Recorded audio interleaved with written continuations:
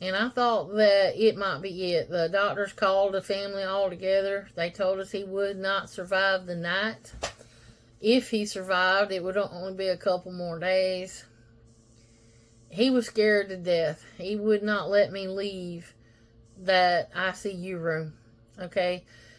I couldn't even get up and go to the bathroom. He would freak out. He wanted me there so badly for some reasons. But we were all preparing for him to pass over at this time. And apparently, sometime during that night, he had some sort of divine encounter. Because the next morning, he was sitting up on the side of the bed, perfectly fine, like there was nothing wrong with him.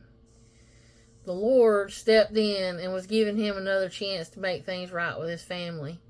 At this point, he was making me all kinds of promises of how he's going to change his life, how he wanted to be more involved with his family, I thought in that moment, God did it. God stepped in. I know God did it, but for that moment, he was ready to make a change in his life and focus on the things that really mattered. And he even gave all glory to the God that he was still alive. I don't know the details of what all took place. It was a miraculous thing, I promise you. But anyway, once again, he was looking at coming back to live with us. So the doctor wanted him on hospice, and that meant he had to leave his job. But he wasn't ready to do that. He refused to do that. He's not leaving his job. So he did start going back to work. And once again, he was getting up at the crack of dawn. The fact that his life was fixing to change was a pipe dream. All he cared about was getting back to work. He didn't care about the relationships in his life. But anyway, he got sick again back in 2017. And at this point, I refused to let him come live with me.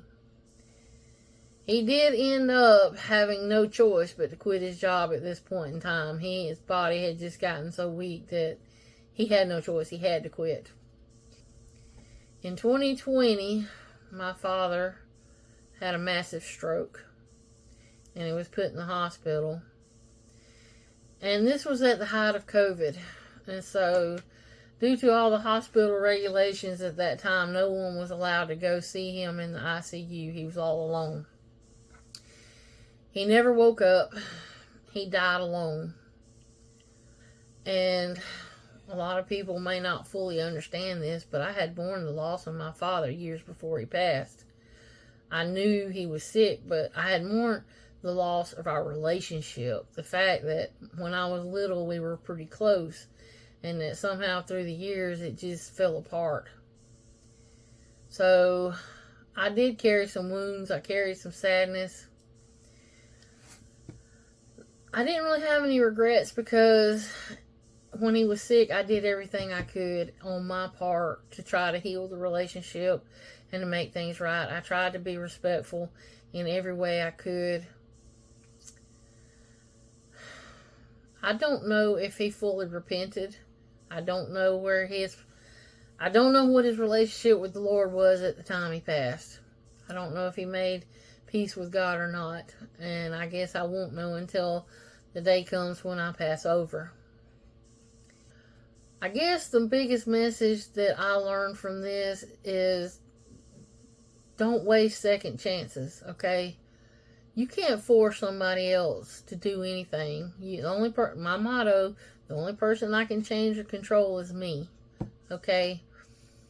But if you're somebody out there who's at the end of your life and God is giving you a second chance, don't focus on the stuff of this world. Focus on those relationships. Do everything in your power to make the most of that second chance. Your family relationships matter more than anything else. More than your individual pride. More than, your independence.